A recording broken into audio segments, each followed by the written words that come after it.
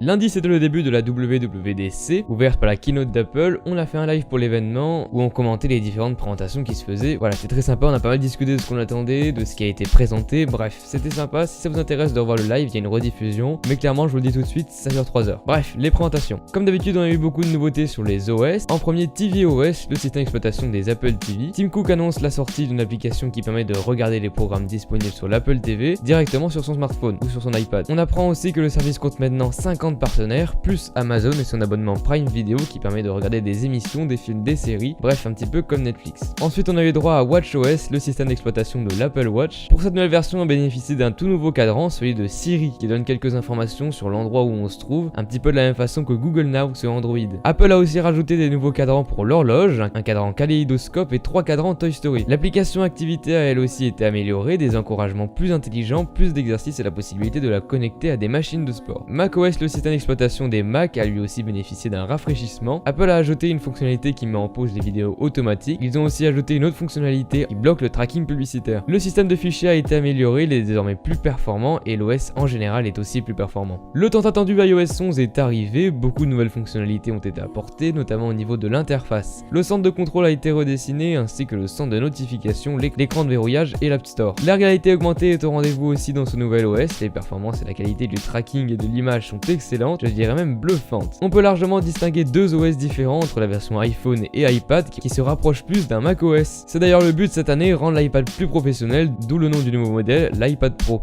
Bon, les OS c'est bien sympa, mais on va passer aux choses sérieuses, les produits. Les iMac ont été renouvelés, ils sont plus puissants et le prix a même baissé pour l'entrée de gamme en 4K. Je vais pas donner toutes les specs parce que ce serait beaucoup trop long, je vous laisse mettre en pause et admirer les composants.